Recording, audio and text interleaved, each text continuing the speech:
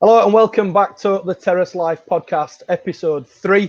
Obviously, I took a small break last week when the guys did a bonus episode with the Kitman because I was otherwise engaged. But I'm back this week, and this week we switch focus to another sort of behind-the-scenes element of football, and it's a massive element nowadays across sport, nationwide, worldwide.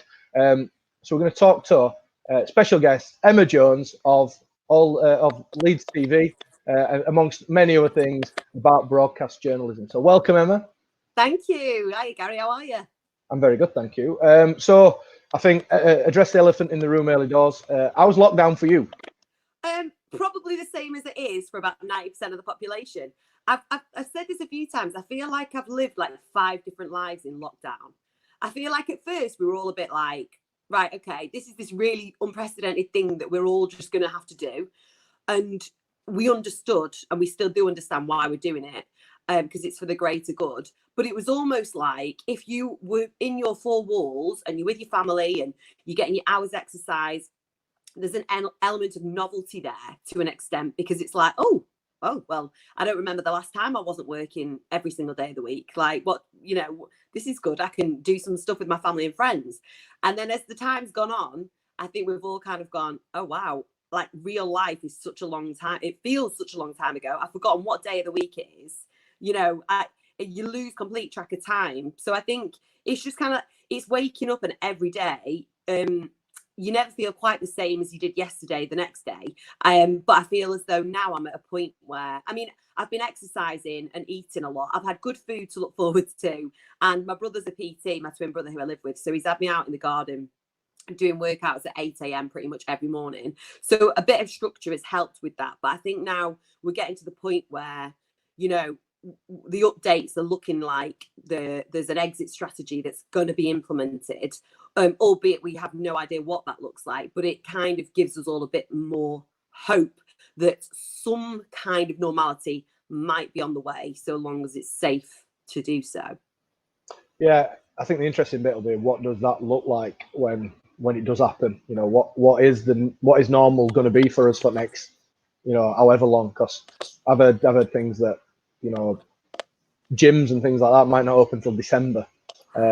So we'll have to see what that looks like. But so then, Emma, as the sector expert broadcast journalist in the room, where did the sort of love of broadcasting, or the interest in broadcasting, originally stem from? Well, I don't know if you've noticed, Gary, but like yourself, I quite like a chat. I love people. I've always loved people. I remember even from a very young age, I remember being about 10 or 11 and even being this is going to sound a bit weird, but I was even fascinated by my school teachers. Like, I felt as though I was interested in their lives and what they did outside. And I know everyone has that to an element, to a degree, but I was just I just wanted to know, what went on in the world and what went on in everyone's lives. And there was this ongoing joke I remember throughout high school where, because I was friends with lots of different pockets of people, it was kind of like, the joke was, if anyone's going to know, it's Emma Jones. She'll, and it's because I just love hearing stories and understanding. I think there's no better way to spend life while we're here than to meet people and work your way through the world, kind of getting to know people's backgrounds and what makes people tick and why they are the way they are. And I always loved writing as well. Growing up, I used to write a lot, believe it or not. And so I thought at first, I'd quite like to go into journalism itself, print journalism. But then it was, sort of probably I got a bit older and realised that broadcast journalism was a thing, like, wow, you can actually get paid to talk to people. Like, this is amazing. And I remember, I say this all the time, I remember my English teacher saying to me once, Emma Jones, if you spend as much time on your work as you do talking to people, then you might get somewhere. And to this day, I remember that because I think, this is good because I've managed to combine it. Talking is my work. So within me somewhere was always that desire to be a broadcaster. Yeah, my school reports largely formed, Gary is too familiar with his teachers. Sounds like you. Been up to much at weekend, that type of thing. But I always remember my mum and dad buying me this, what probably looks really ancient now, but like a double tape deck 3 CD thing. And it came with a microphone. And me and my friend, who ironically is a Leeds fan and a season ticket holder in the Cop, we used to make radio shows. Oh, yes, Gary, I love this. Horrific radio shows. But then obviously I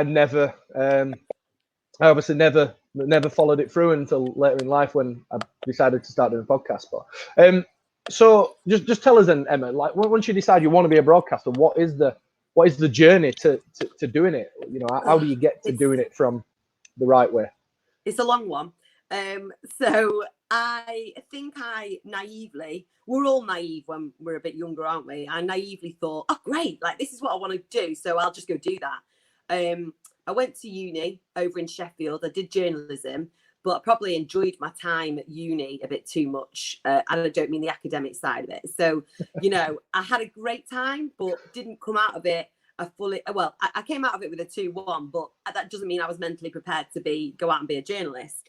And then I remember having this like 4 months after uni of feeling really blue and kind of going, oh, how do I get to where I want to be, and trying to figure it out. And at that time, you kind of, you know, I'm 21 and I'm looking going, I'm here. I want to be here. Why can I not just be there? And, you know, I look back now and understand that the baby steps, every single one of them across the way, and the years that it took were so important, because you can't be good at what you do unless you go through them all. So I then went about working out how I get on to do a master's in broadcast journalism, because it had come recommended to me. Went to the local newspaper. I was working in a local call centre at the time to make money, and it was actually a very, very fun job doing that. I really enjoyed it. Just used to play hangman literally all day, every day with my colleagues until they threatened to sack me. But yeah, and then I was at the local newspaper, so I'd go there after work and do bits for them. Started on hospital radio. Every Saturday morning, I'd go in, morning patients, and then did community radio, and kind of built up this portfolio of work that, you know, makes me look like the female Alan Partridge. And I'm absolutely fine with that because it's probably very true. But yeah, then I went on, did my master's in broadcast journalism.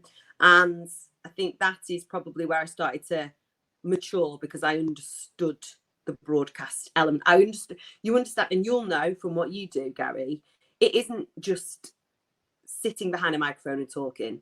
It looks like that on the surface, but it really isn't, is it?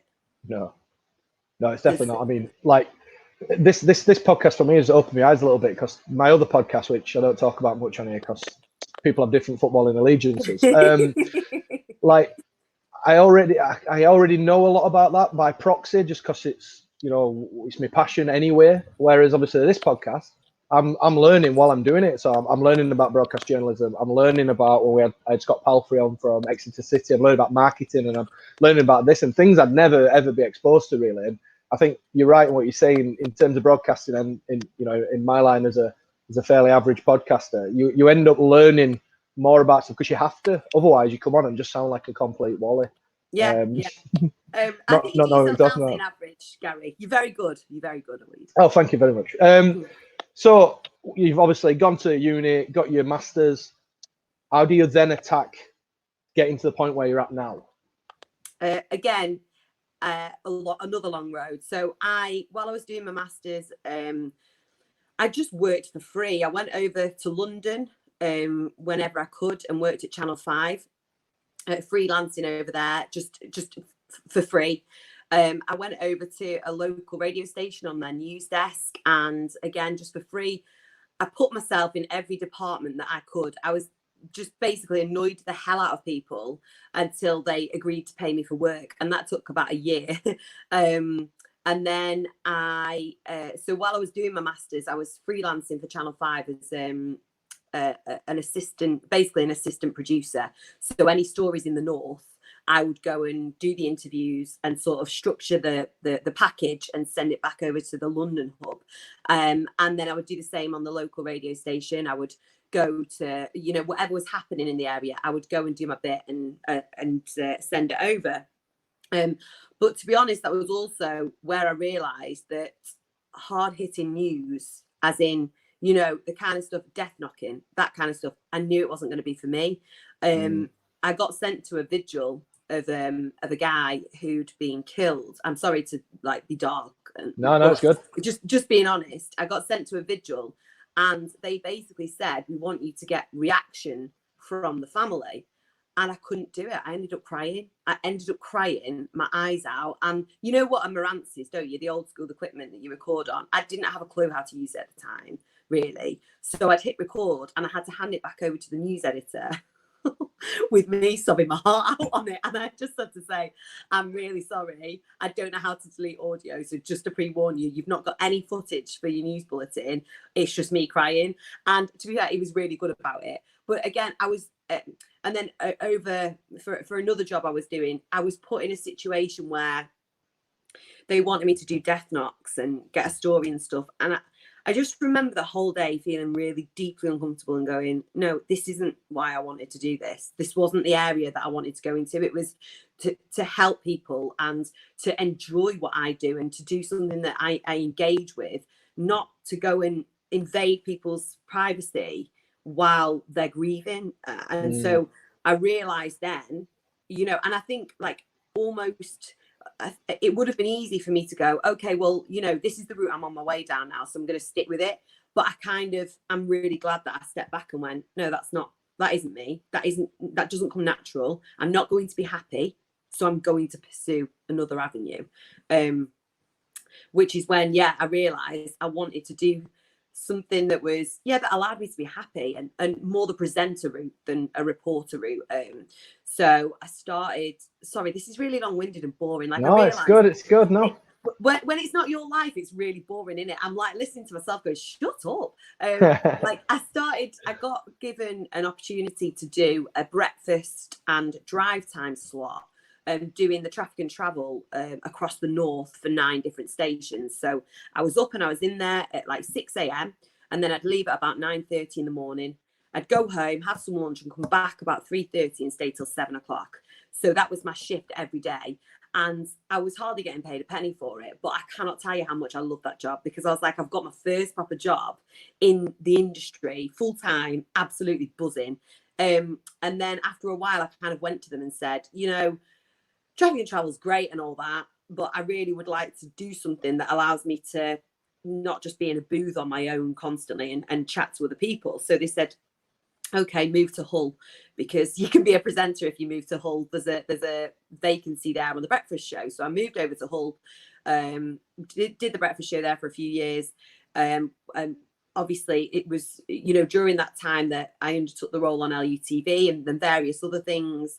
And don't get me wrong, Gary, as you'll know, because you're a workaholic, you are shattered, aren't you? You are, I mean, you literally are living on adrenaline and coffee and a lot of carbs.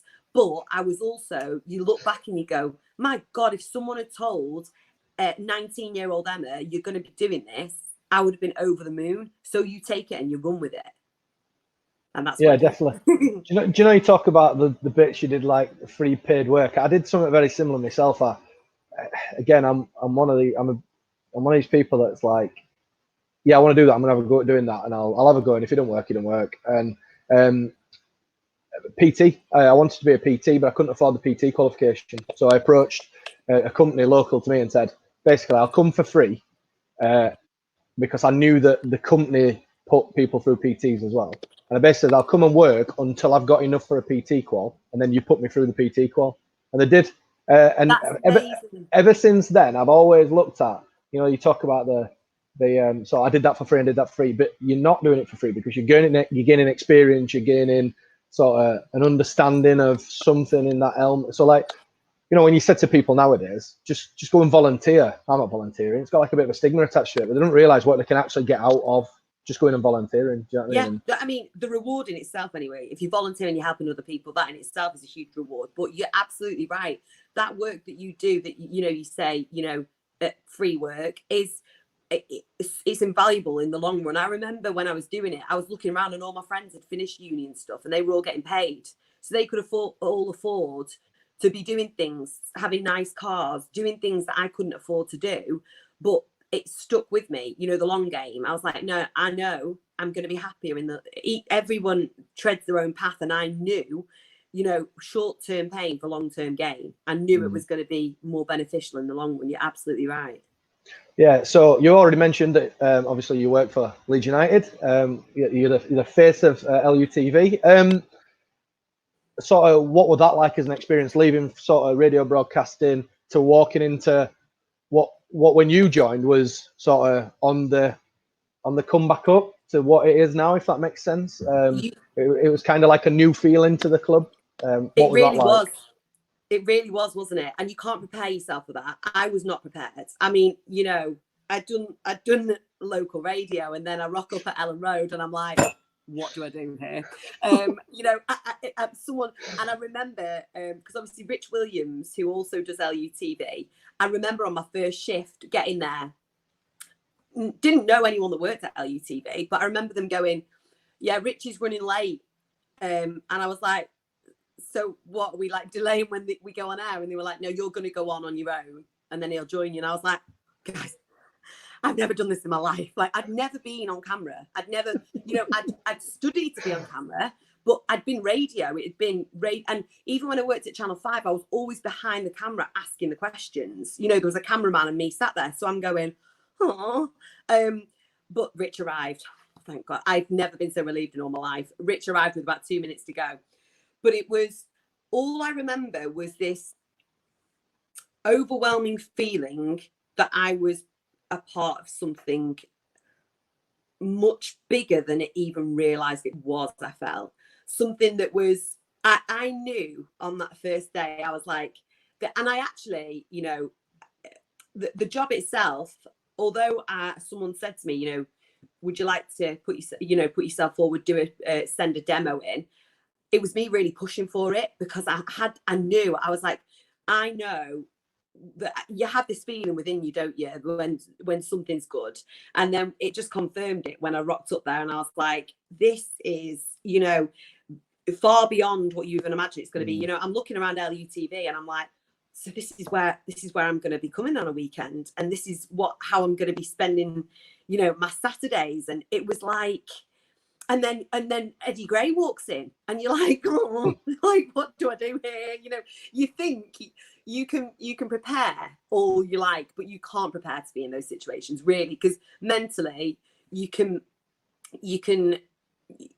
It's the moment that decides rather than you decide in the moment. So, you know, I could go, right, I imagine this is how it's going to work. We'll do pre-match, you know, we'll do half-time, post-match, but in that moment when you're surrounded by people who, for them, you know, this is day-to-day life, so that's fine, that's cool with them, but it's not for me. So I just remember coming away absolutely buzzing, like ringing my dad and being like, Dad, that was amazing.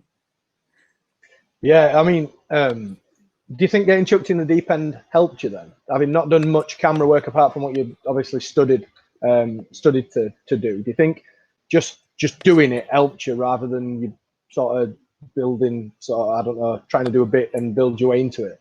Massively, because I think if you're thrown in at the deep end, you're not given enough chance to think about it, so you just do it. Whereas if you're given thinking time, it's human nature to just immediately assume the worst possible outcome and go over and over and over it in your mind. But also, you know, the guys at LUTV and at the club and that, they're not, you know, they're not a nightmare, are they, to work with? They're friendly people, and everyone's willing you to do well. You know, they're not sat there going, like, let's see how funny this is. Let's see how terrible she is. They're wanting you to do well. So yeah, being thrown in at the deep end and being around the right people who all know what they're doing massively, massively helps. I believe that. Yeah. So then, a normal match day for you, what is your sort of your structure? You know, do you have any pre-match rituals yourself? Yeah, I eat the burger and chips that get delivered. I have to always eat them, right? Gary, it's a nightmare. They always get delivered just before we're going on air. So the burger and chips always get delivered just before I go on air, right? And I know if I don't eat it before I go on, someone else will have eaten it by the time I get off air. So I always go on like eating my last bit of burger. And I know that's not professional, but I am not prepared to sacrifice my food. So I always do that. I get there. It's do you know what I love about the place? And you'll know this as well. Everyone's a friendly face. Like the car park attendants, you know, even it can be the coldest, windiest, snowiest day. but you're greeted with a smile, you know, and they want to help you. And then I'll rock up LUTV, I'll go in there. It's me and Ben Parker. We know the drill for build up. And obviously the build up is the only bit that you can really plan for, because football's a reactive sport, isn't it? You don't know what's going to happen in a game, so you can't really plan for anything beyond that.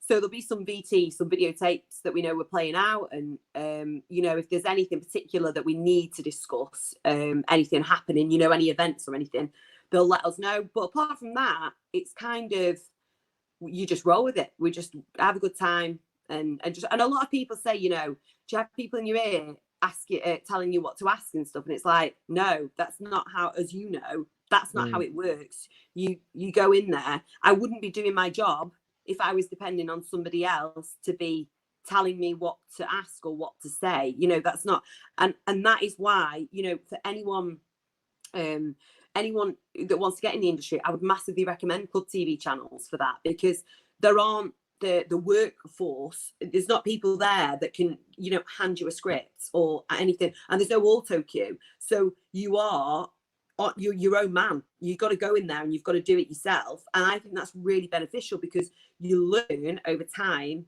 I hope, how to intro, how to throw to things, you know, and make it more natural. You learn how to build rapport with the people you're working with, how to do your outro. You also learn that element of relishing the spontaneity. So say, for example, all of a sudden in rocks a player to the studio and we've not been told, you can't panic. You got to get them in, and you've got to do it, and you've got to, you know, no one's going to tell you that, right, we can confirm, you know, Luke Ayling's going to pop in. You don't know that, but then it happens on quite a few occasions, particularly post-match, that they'll get a player in.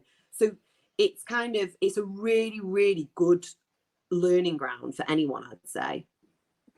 Yeah, absolutely. And yeah, you're right in what you're saying, the being able to react on the spot, because there's always something that'll chuck a spanner in the works. And like we joked before we came on air, I've had people come and start playing darts outside of where I've been recording, and tables collapse. When we were recording an old studio, we had a bloke under the table trying to sort out the wires, and I'm trying to sort of direct a podcast. Yeah, it's an absolute nightmare. So yeah, you've got to be able to work on your feet. For sure, you know, but go on. Sorry, go on. No, it's all right, go on. On that, I remember in my first season, I told this story the other day. In my first season at LUTV, Bobby Davison, for the record, is one of my favourite people of all time. He is the funniest, loveliest man. But at this point, we knew each other, but not that well. We just worked together a few times, and we were in the studio at the time above the South Stand, and and the director came in my ear and said, "Emma, you're going to have to adjust your mic levels. We can't hear you. And you know what I was saying about, you don't have the bodies there for someone to come and do that for me. I've got to do it myself." So I quickly threw to a VT, and we were in, you know, one of the boxes. So there's nowhere to hide. And it was a short VT. And I had to jump up, whip my dress up, adjust my microphone and sit back down before the VT came on. And poor Bobby D, he was like, "Oh, what's just happened?" And I couldn't explain to him until the end of what we were doing, what had gone on. And to this day, I still laugh about it. I still laugh about that. But that's kind of one of the moments where you go, there's no, you can't afford to be embarrassed or anything like that. You know, you'll be the same probably, Gary. I do not get embarrassed at all in my life now, because there is nothing that hasn't happened to me. Yeah, no, you're right. We at work, in my day job, I did a course, and you got interviewed by a news agency on this course, and obviously I've done a little bit of media. I did Jeremy Vine's show. That was probably the worst one I've ever done. Vanessa Feltz hung me out to dry live on national radio. Oh no. Well, her researcher did beforehand. Asked me a question off air. I answered it honestly, and then Vanessa asked me on air when it weren't really for general consumption. So I had to think fast and sort that out. But yeah, so I got into this media interview at work with the plan that I was just going to stick to, I'm going to say this, and you know, it's a professional response, and I'll stick to this. So they came on and they were like, "Oh, so tell us about this, and this." And I was like, "Yeah, X, Y, and Z." And they were like, "All right, so do you know what you're working with?" And I was like, "Yeah, well, you know, we're working hard to do this, this, and this." And he went, "Well, we've heard it's this," and it was exactly that. And I was like, yeah, that'll be it. And just, in the end, I just thought, do you know what? I can't dig myself back out of this. I was like, yeah, that's right. That's what it is. Yeah, to be honest, I was trying to put wool over your eyes, but yeah. I'll just give it up now. Yeah, just style it out best you can. Anyway, on to the next point then. So, interviewing players. We discussed about this slightly before we came on air. I've interviewed quite a few. You've interviewed a hell of a lot more. And it's become part of the norm for you. But if you were to pick someone to interview you and narrate your story, who would it be? I think it would be, right, hear me out on this, Louis Theroux. Not because I want to be the Tiger King, right, but because I feel like I love Louis Theroux as a journalist. You know, I've watched so much of his work because he is so good at what he does that not only am I fascinated when I'm watching it, but it's an education for me. You know, in what we do, you're always learning and you want to be learning from other people and seeing what they do. And he's amazing. I think he asks questions in such an honest way, you know, and people forgive him for his frankness. He can ask things that a lot of people wouldn't get away with. And he builds relationships with people really well. And I just love him. So I'd love to be able to sit down with him and in the hope that after he'd interviewed me and narrated my life, I could do the same with him, basically. But yeah, so that's my answer. That would definitely be Louis Theroux. So would you say then Louis Theroux was a little bit of a sort of inspiration or somebody you watched and listened to and wanted to steal a bit of their style? Does that make sense? Well, he is someone I admire for his work. I'm a firm believer in our industry that you should... naturally you admire people and you can look at what they do and go, well, they're incredible at that and they're so good at that. But I as with probably most people in broadcast, you can become plagued with sort of insecurity, thinking you're not good enough and all that. And I don't think that comparing yourself to people, because naturally as well, we're going to compare ourselves to people who are probably a few steps ahead of us, because that's just human nature, isn't it? That I want to be like them. So I think I realised that that's probably not a healthy thing to do. What's good is to go, okay, what do I admire in them? Why do I like this person? And then going, how can I work on that myself and make myself into a better broadcaster? But what I don't think you should ever do is try and mimic somebody. I think you should be yourself and learn from them. Yeah. It's good. I teach for a living, and when I first started teaching, because I'd never taught before, I didn't really listen at school, if I'm honest. So what I did is just I watched different people teach the same subject, and then I came to a conclusion then which one I'd like to listen to, and then I kind of modelled myself on them, not copied them, because like you said, you've got to kind of blaze your own trail. But I took bits from people thinking, yeah, I like that. If I was the one sat behind the desk, I'd want to listen to that. So I'll have a little bit of that, and I'll have a little bit of that. And I basically stole lots of different ways of teaching. And that's how I kind of found my way into that. And to be honest, podcasting is very similar. Like I've watched, obviously a lot heavily Leeds related here, but you know, yourself, Adam Pope, people like that. And I listen, Johnny Buchan, and I listen to their styles and the way that they deliver things. I try and think, well, my style might need a bit more sort of refining. But I think one of the guys I listen to a lot is Joe Rogan, which brings a lot of banter, because I do have a bit of a resemblance to him, and a lot of people trying to rip him off. But I think he's a little bit in sort of Louis Theroux as well, in terms of the way that he can put his point across and he can have open discussions with people. And yeah, so I listen to him. He's kind of sort of my angle that I come at it from. But moving on slightly then. So just before, obviously, COVID caused all the grief that it has done, you started working for 5 Live with the man everybody loves to hate, Robbie Savage. So the first question the lads from the Terrace want to know is, who's got the better hair, you or Robbie? Well, do you know what? Ordinarily, outside of isolation, I'd like to think me. But in isolation, Robbie's probably nailing his hair, because this is not working for me.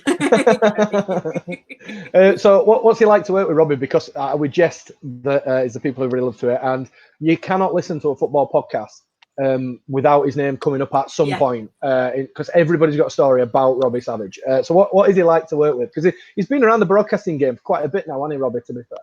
He has. And I I love giving him stick, and he likes getting a bit of stick.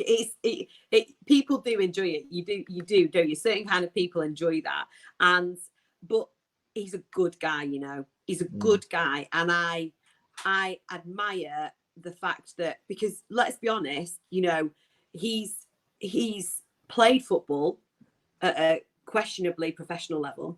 I'm only joking.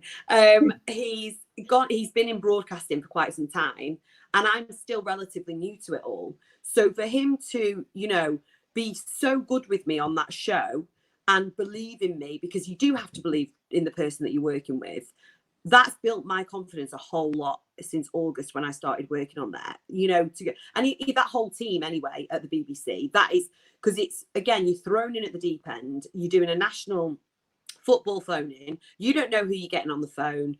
And he has really, really helped me. He's given me feedback, because bear in mind, Robbie works with a lot of different people within the industry. He's given me feedback, both, you know, positive and things to work on, which I think is important. You should definitely take criticism and work with that.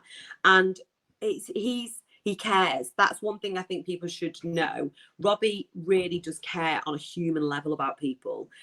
We argue like brother and sister on air and off air. You know, we sit there before we go on, chowing down on our edamame beans, and like just launching at each other and going at each other. But it's so much fun. Like, people around us are laughing because it's all in jest, because truthfully, I think the world of the guy, and I really, really mean that. He's got a very good heart. And when you sit down with him and you talk to him, it doesn't take long for you to realise that.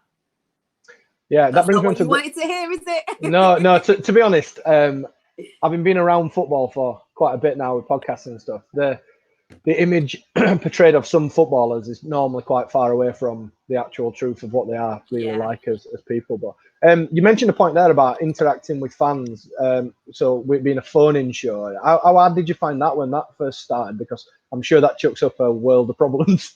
Yeah, I mean, I was nervous because obviously with things like LUTV, you know that you're going to, I mean, to be fair, my favourite bit actually with LUTV was getting out and chatting to the fans. I used to absolutely love that, because it was like, you know, yes, I'm out here and I'm actually enjoying it. And these are the people who make this game.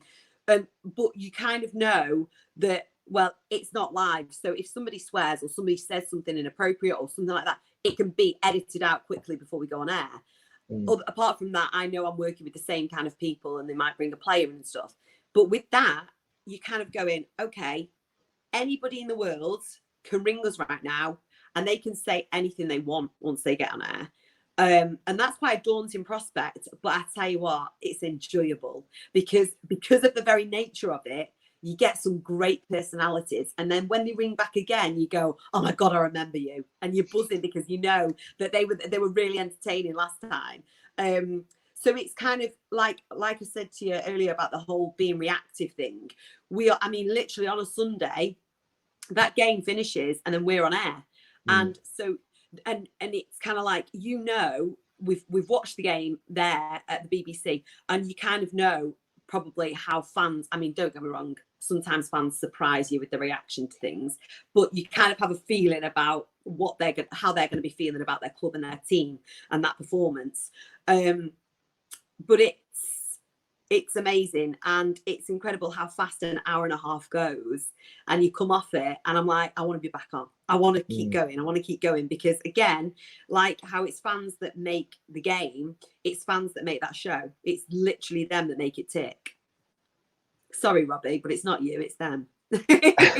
Well, the thing is, it wouldn't be a phone-in show if it weren't around that, would it? You know what I mean? Like getting opinions. I mean, we obviously in this podcast and other podcasts I do, don't have any interaction, but recently started doing some Instagram lives where we just invited fans to come in. And I must admit, when I first did the first one, I was like, I'm a bit worried about what could happen here. Like, it could come and just get a world of abuse off somebody about how crap we are. But yeah, it brings another angle to things as well, doesn't it? And like, people bring points up where you've maybe not even considered them. And I'm sure Robbie will be the same as well, where he'll think, oh yeah, maybe I didn't think about X player or Y player or whatever else. And yeah, it brings absolutely. And we're always of the mindset that, look, me and Robbie can sit there and we can come in and out of a show, but we haven't been to that game. For example, I'm not a Spurs fan. So if a Spurs fan rings and wants to put their point of view across to me, who am I? I don't know their club the way they do. So you're right. You've hit the nail on the head there, Gary. They always offer a point of view that we may not have thought of. So that in itself is invaluable. And you know that there's going to be people driving home from that game or eating the tea, sat in the living room, whatever they're doing, who are either going, what is this moron talking about? Or, yeah, he's right. Or she's right. They've hit the nail on the head. Do you know what I mean? So it's a great show. And it's something that I never, ever thought I'd get the opportunity to host. But I'm very grateful that I get to do it. Yeah. I touched on it briefly with Instagram Live, but social media, it's one that I like to bring up on everyone because, like I talked about off air, people have a sliding scale of what they believe social media, and I sit kind of somewhere around the middle. I think it's good, but I also think it can be bad at times. For yourself, then, obviously as a broadcast journalist, it gives people an opportunity to be one click away from talking to you. Yeah. What's been your experience of social media, and where do you kind of sit on the spectrum of social media? I think social media it can be a very, very good thing. I think it offers us the opportunity to connect with people, like you say, exactly that we wouldn't ordinarily, but that can also be its downfall, is that it allows us to connect with people that we wouldn't ordinarily connect with. I have a tight-knit group of friends and family, and I live in the real world with them. And, I enjoy being in their company. And I have this mindset where as long as whatever is said to me on social media, as long as my family and friends are happy, as long as I'm not upsetting them or intentionally trying to hurt anyone, I can almost put away any comment that people might deem negative into a little locker in my mind and go, it's not real. It's not real. What's real is what I know, the people that know me and who I know, and their opinion is of great value to me. And I would, if they'd said something, some of the stuff that I probably had said about me on social media, I'd be hurt. But I think if you can, it's difficult, don't get me wrong. I remember, a few years ago, it affected me a little bit if, there was anything negative said. But as with anything, Gary, in every single job, in every walk of life, you take the negative and the positive. Nothing's smooth. So you take the rough with the smooth, don't you? And I think if everyone's different, and if mentally you're going to be affected by that, it might be useful to pull away from it a bit, or even have a break from it, because you've got to do whatever is right for you. But I know for me, I'm not overly sensitive to what people really say to me, because it's, I know who I am, and I know what I like, and I know what I do, and my family knows. So that's kind of, I'm at peace with that. Yeah, I've had my ups and downs with Twitter and various other things. I've come in for a fair bit of stick for a while, and a bit like yourself. Initially, I was like, it's never nice hearing bad things about yourself. But then I thought about it after, and there's a saying that I read in a book: lions don't bother themselves with the opinion of sheep. Yeah. And it just kind of resonated a bit, and I thought, people are going to have their opinions, and they're entitled to it. If they don't like what I do, what people do, that's fine. But that shouldn't mean I should be bothered about it. So no, I kind of exactly. But I do have a social media detox, like you mentioned, where your dad's back. I hope Emma's dad, right? I do have a detox where I'll just unplug the notifications and leave them off for a few days, and just purge my soul a little bit, and then dip back in where I can. It's okay to do that, isn't it? Do you find that then, is that your coping mechanism then, to go, do you know what, I'm switching off for a few days, and when I come back, I'll feel better? For me, a lot of the time, it's not even stuff directed at me. It's just things that frustrate me. So like the current flouting of the COVID rules, if you like, it frustrates me. And I find that it affects my mood. So I'll just go, right, okay, I'll just turn it off for 24 hours. And I'll have a look tomorrow when maybe I'm in a different mind frame. Go and do a bit of fizz. Just leave it, and then I'll pick it back up again tomorrow. And the thing is, I appreciate that, like, a few people have said to me, what are you even on there for? But it's like, it's a necessary evil for me with the podcast and this podcast and stuff, where I've got to be on there, really. So, yeah, that's kind of the way I deal with it a little bit. I think as well, it can be good. Even you've seen my terrible dad jokes and stuff on Instagram, but when I get a message, for example, that says, you've really cheered me up, or I was having a really, really down day, and, you know, you being stupid or looking stupid or whatever has really cheered me up. It's like, there can be good elements of it. There can be parts of it that actually, you know, if you can lift someone's mood or give someone a laugh, then that's only a positive, isn't it, in that respect? So you take, that's what I say, it's all on balance. You take the positive and the negative, and you can't get too attached to either of them, can you? How do you think social media has affected broadcast journalism in terms of now everybody's got a smartphone where they can record themselves, and like pretty much everybody can just put themselves out there? Do you think it's sort of changed the outlook of broadcast journalism? Oh, massively. I think now, like, every single person in the world can be a broadcast journalist if they want, with the click of a finger, can't they? They can get into it. But I think, so yeah, I think it has. I think it's completely changed the dynamic of it, because what was once a very traditional thing, you know, you'd go and you'd study, you'd get your qualifications from like the National Council for the Training of Journalists and stuff. You do all this kind of thing. Whereas now, actually, the hands-on experience that it offers to people, you know, there's like 12-year-old kids who are broadcast journalists because they've got a phone that they can access, and say they're passionate about something, they're passionate about football. All they need to do is go to a game, do a blog from it, you know, and talk about it, and talk to other people about it, and they're a broadcast journalist. So it's opened up so many opportunities for so many people in an industry that actually a lot of people would say it's shrinking. For example, well, with radio is a shrinking industry, but there are so many other opportunities, particularly online, aren't there? Yeah, definitely.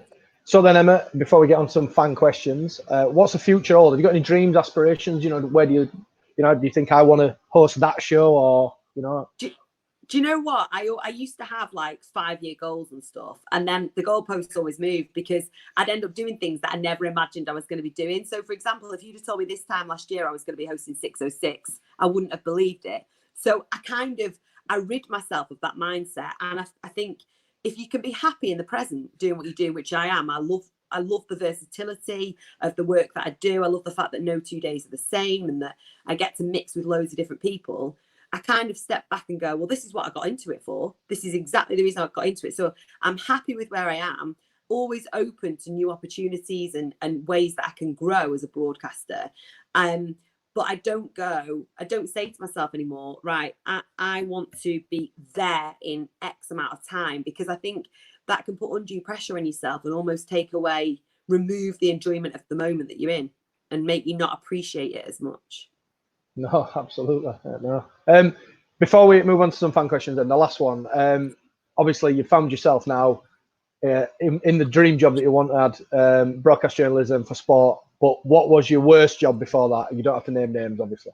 So when I was 16, I was a waitress in a local pub, and I was rubbish at it. So basically, I got banned from the kitchen because I kept eating all the chocolate brownie that was supposed to go in the sundaes.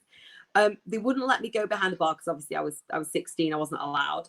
And they wouldn't let me go front of house where originally they said, right, we'll put you out there.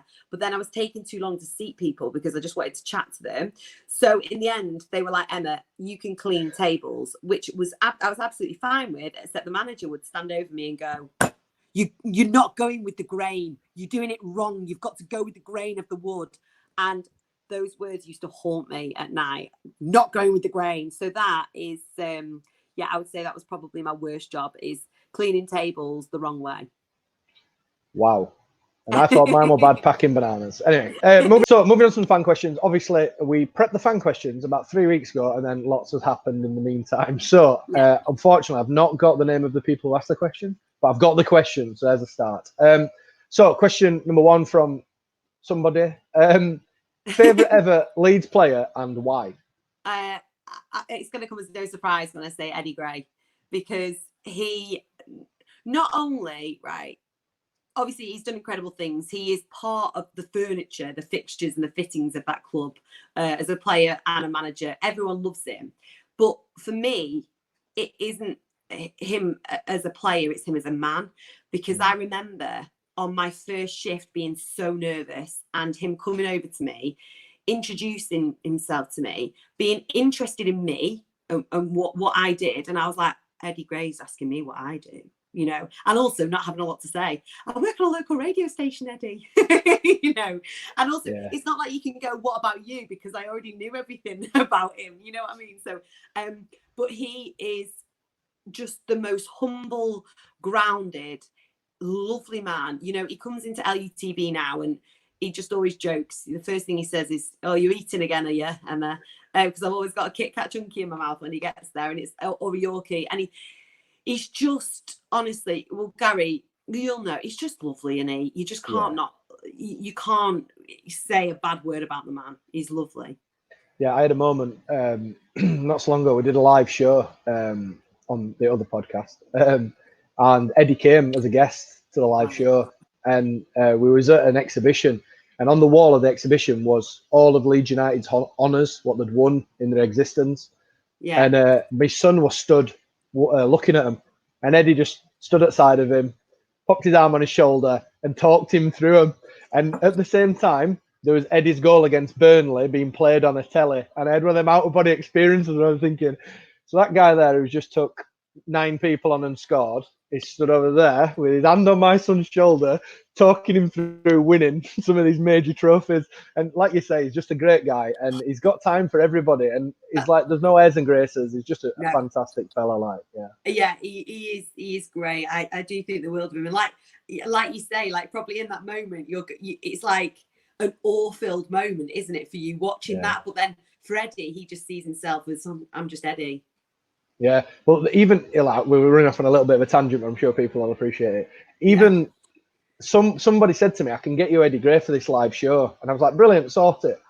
And on the morning, I've not heard nothing from Eddie or my friends. So on the morning of the show, I'd gone for a little run, and as I'm running along, my phone's ringing. It's just this number. I answered it in his Scottish accent.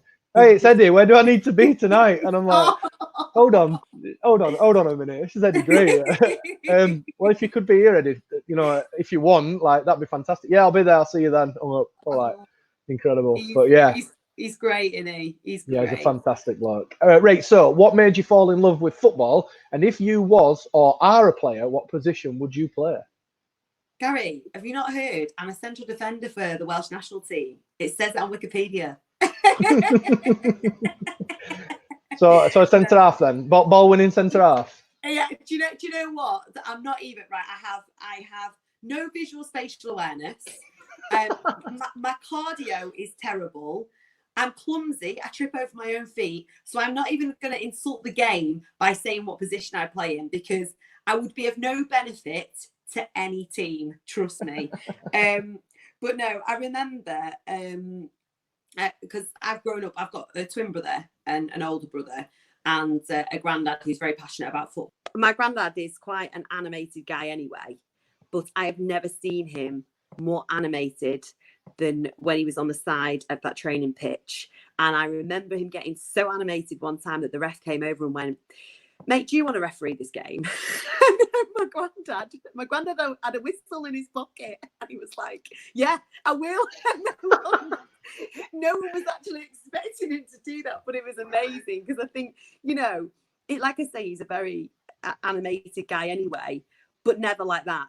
He's always been very, very passionate around football, and that's kind of admirable. You know, I kind of like the fact he had a whistle in his pocket and he was ready to go. It shows that he was prepared to get on there and do it himself, doesn't it? Yeah. Props to your granddad, and totally shoots the other guy down as well, because he's not expecting him to have a whistle on him, is he? Yeah. Brilliant. Next question then. So, as both TV and radio pose different working challenges, how different is the preparation for each, and which do you prefer? Ooh, that's a tough one, because in terms of preference, they both have great points. TV, anything can happen, and you're on TV, so people can see you, so it's more difficult to escape that. And radio is, I think radio is one of the greatest platforms in that it can be that one-on-one friend. It can be that person where, and I think it's probably been particularly helpful for people during isolation. I know it has for me. It kind of makes you feel you're not alone. So it's a great medium for that. But in terms of actually being a presenter on there, I love both of them for different things. The fact that with radio, it's all very instantaneous, it's fast paced, it's go, go, go. And with TV, it's you can't escape anything because you're visually there, people can see you. In terms of preparation, because of what I do, so for example, if I'm doing LUTV, there's less preparation because anyway, if that makes sense. It's not like I have to sit and do a load of research because you're there, you're living in it, you're experiencing it. But when it comes to something like 606, you prepare to a certain extent, but again, it's kind of like it's that reactive thing because it's whatever has happened in the 2 o'clock kickoff and whatever's happened in the later afternoon kickoff. So it's different, but they do have similar attributes as well. I feel like I've really badly articulated that. And the final question, what's been your favourite moment so far as a broadcaster and why? And if you want to say now and doing this podcast, that's fine. I mean, this is up there, Gary. This is easily in my top 30. Of 31. Top 30, yeah. 31. No, yeah, 30. No, I'm joking. It was, do you know what was a massive highlight? I mean, there's been a few. There was working for the FA at the England-Costa Rica International Friendly at Ellen Road, because that was totally different in that it felt as though I was inviting them into my home. I was like, this is, I was able to do my job, but you're kind of showing off what's yours to other people. What I mean? And it was like this amazing feeling where I was going, wow, I'm working for the FA at Ellen Road. So that was incredible. The buzz of that was amazing. The other one was the first time I did 5 Live, and that fader goes up and you go, don't swear. Whatever you do, just don't swear. And there's cameras on you as well, so you're like, seriously, don't swear at me. So I would say those are 2 of my big highlights of my career so far. Brilliant. And hopefully many, many, many more to come if COVID ever goes away and we're allowed to go near people again. All being well, Gary. All being well. Yeah, fingers crossed. Well, that brings us to an end of episode 3, Emma, and I can't thank you enough for your time. I'm just looking out the window now. The sun's out, so I'll leave you to go and enjoy the rest of your day. A massive thanks again for taking time out to come and talk to us about broadcast journalism. It's been a pleasure. And I was a bit nervous about this one because you're a legit broadcast journalist and I'm not. And I'm like thinking she's going to be thinking I've been saying a lot or something. Well, I mean, I'm not sure about the legit bit, but you're definitely a very good interviewer. So thank you for making me feel comfortable enough to do it. I've genuinely really enjoyed it. And listen, take it easy, Gary. Don't be giving us a scare again. No, I'll try not to. So, yes, that brings us to 3. Thanks for everybody who's listened. Make sure you share it. Tell other people to listen. Big thanks to Emma. Big thanks to the guys at the Terrace. And I'll catch you next time for episode 4 with someone else. That's it. Thanks. Bye. Thank you, Gary.